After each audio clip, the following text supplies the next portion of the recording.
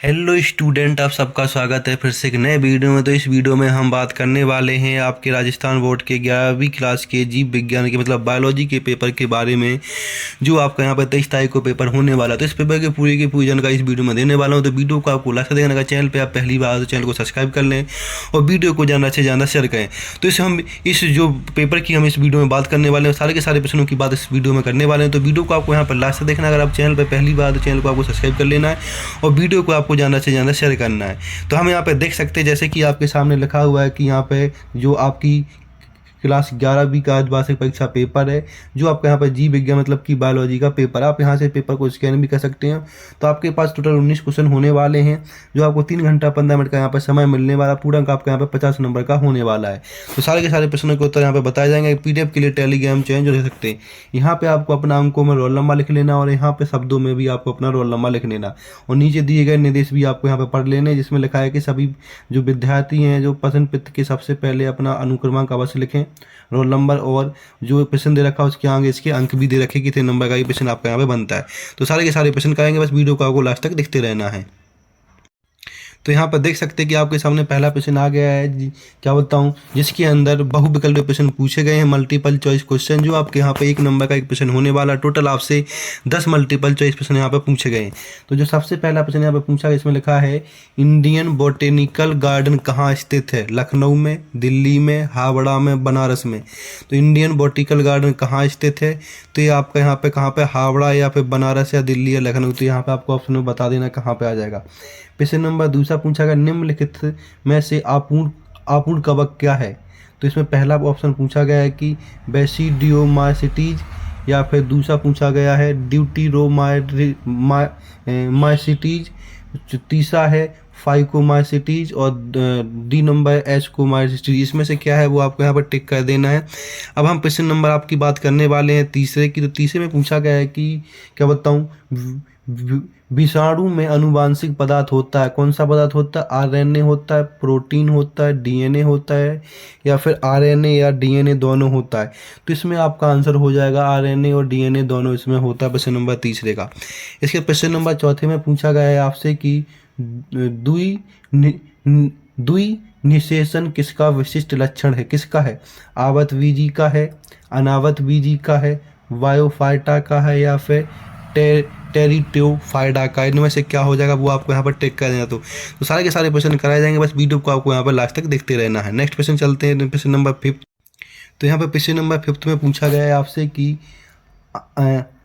अंड समुच्चय में कितनी कोशिकाएं होती हैं? 2 कोशिकाएं होती हैं, 3 होती हैं, 4 होती हैं, 1। तो इसमें ऑप्शन आ जाएगा 2 कोशिकाएं होती हैं। तो यहाँ पे आपको पहला वाला टिक कर देना। प्रश्न नंबर 6 में पूछा गया आपसे कि प्राणी जगत का सबसे बड़ा संघ क्या है? प्राणी जगत का सबसे बड़ा संघ क्या है? तो इसमें पहला प्रश्न पूछा गया कि एनेलिडा, या फिर बोलास्का, या फिर कोर्डेटा, या फिर आर्थ्रोपोडा। तो इनमें से आपको एक क्लिक कर देना है, कोई सही कर लेना है। तो इस तरह से पूरे के पूरे प्रश्न कराए जाएंगे, बस वीडियो को आपको वहाँ पर लास्ट तक देखते रहना है। तो यहाँ पे आपका आ जाता है प्रश्न नंबर 7, जिसमें पूछा गया है कि आपसे श्वसन मूल किस क्षेत्र के पादपों में पाई जाती है? मरु स्थलीय, या फिर अनूप क्षेत्र में, या फिर क्या बताऊँ जलीय क्षेत्र में, या फिर इनमें से कोई नहीं, किस में नहीं पाई जाती श्वसन मूल, वो आपको यहाँ बता देनी है। प्रश्न नंबर आपको यहाँ पे 8 देखना है। तो प्रश्न नंबर 8 में क्या पूछा गया वो देख। प्रश्न नंबर 8 में पूछा गया निम्न में से द्विबीजपत्री पदार्थ कौन सा है? गेहूँ है, सरसों है, बाजरा है, या मक्का। इनमें से क्या है वो आपको यहाँ बता देना है। प्रश्न नंबर 9 में पूछा गया निम्न में से जटिल ऊतक का उदाहरण दीजिए, कौन सा है? पहला आ जाएगा जाइलम, दूसरा आ जाएगा पेरेन्काइमा, तीसरा आ जाएगा कोलेनकाइमा और चौथा आ जाएगा स्क्लेरेन्काइमा। तो इनमें से 4 में से आपको यहाँ पे एक ऑप्शन बता देना है। अब हम बात करने वाले प्रश्न नंबर 10 की। प्रश्न नंबर 10 में क्या पूछा गया है? तो प्रश्न नंबर 10 में आपसे यहाँ पे पूछा गया वो देख लीजिए। प्रश्न नंबर 10 में पूछा गया कि क्यूटिकल नहीं पाई जाती। क्यूटिकल किस में नहीं पाई जाती? तो यहाँ पे आ जाएगा तना में, पत्ती में, मूल में, उपयुक्त सभी में। तो यहाँ पे इसका आंसर आ जाएगा उपयुक्त सभी में ये नहीं पाई जाती है। तो यहाँ पे आपका 10वें का आंसर हो जाएगा, और किसी में नहीं पाई जाती। तो इस तरह से आपके पूरे के पूरे मल्टीपल प्रश्न जो होते हैं वो सारे के सारे हो गए हैं। तो इन सारे के सारे प्रश्नों को आपको अच्छे से याद कर लेना, यहीं से आपके प्रश्न बनने वाले हैं। अब हम प्रश्न नंबर दूसरे की बात करने वाले। इसके अंदर आपसे पूछा गया कि रिक्त स्थानों की पूर्ति की। तो यहाँ पर रिक्त स्थान भरने हैं, जो आपके यहाँ पे 8 प्रश्न होने वाले हैं, एक नंबर के प्रश्न आपके पूछे जाने वाले हैं। तो यहाँ पर सबसे जो पहला प्रश्न पूछा गया है, जिसमें 11 नंबर प्रश्न पूछा गया, हृदय पेशी खाली स्थान में पाई जाती है। हृदय पेशी कहाँ पाई जाती है ये आपको यहाँ पे बता देना। प्रश्न नंबर 12 पूछा गया, भारत में पाई जाने वाली मेंढक की सामान्य जाति कौन सी है। तो भारत में जो मेंढक पाई जाती, जो यहाँ पे भारत में जो मेंढक पाए जाते हैं उनकी सामान्य जाति कौन सी, वो आपको यहाँ पे बता देनी है। प्रश्न नंबर 13 पूछा गया कि यूकैरियोटिक कोशिकाओं में खालिस्तान प्रकार के राइबोसोम पाए जाते हैं। तो इसमें कौन कौन से प्रकार के राइबोसोम पाए जाते हैं वो आपको यहाँ बता देना है। प्रश्न नंबर 14 में केंद्रक की खोज सर्वप्रथम सन 1831 से पूर्व किसने की थी। मतलब कि 1831 से पूर्व सर्वप्रथम जो केंद्रक है, मतलब तो जो केंद्रक की है उसकी खोज किसने की थी सर्वप्रथम, वो आपको यहाँ पे बता देना है। नेक्स्ट प्रश्न पे चलते हैं। नेक्स्ट प्रश्न क्या पूछा गया उसकी यहाँ पे बात कर लेते हैं।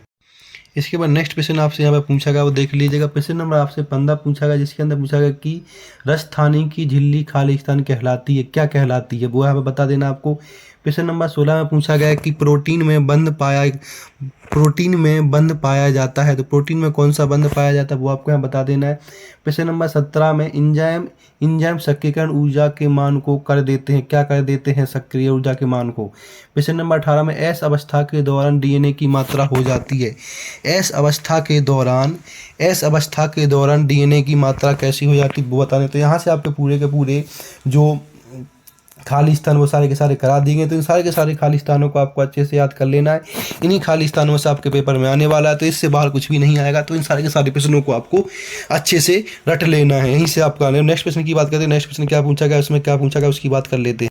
तो यहाँ पे आपसे नेक्स्ट प्रश्न पूछे गए हैं, उसकी बात कर ले। तो नेक्स्ट प्रश्न आपसे यहाँ पे पूछे गए अति लघु उत्तरीय प्रश्न, मतलब कि वेरी शॉर्ट टाइप क्वेश्चन, जो आपके यहाँ पे 10 नंबर के पूछे गए। एक नंबर का एक प्रश्न यहाँ पे होने वाला। तो प्रश्न नंबर 19 देखें, जिसमें पूछा गया कि कोशिका विभाजन की किस अवस्था में गुणसूत्रों का अध्ययन किया जाता है, वो आपको यहाँ बताना है।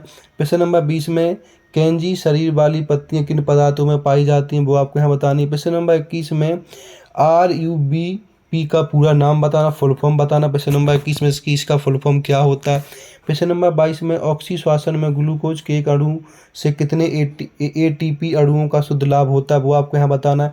प्रश्न नंबर 23 में कार्बोहाइड्रेट के श्वसन गुणांक का मान लिखिए।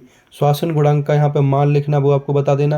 प्रश्न नंबर 24 से पूछा गया कि फलों को पकाने में सहायक पादक हार्मोन का नाम लिखिए। तो यहाँ पे हार्मोन का एक नाम लिखना, तो वो आप यहाँ पे नाम लिख सकते हैं। प्रश्न नंबर 25 में वात स्फीति क्या है, जो वात स्फीति है वो क्या है, वो आपको यहाँ बता देनी है। प्रश्न नंबर 26 में पूछा गया कि एक स्वस्थ मनुष्य के ज्वारीय आयतन का मान लिखिए। एक स्वस्थ मनुष्य के ज्वारीय आयतन का मान क्या होता है, 26 नंबर प्रश्न में आपको बता देना।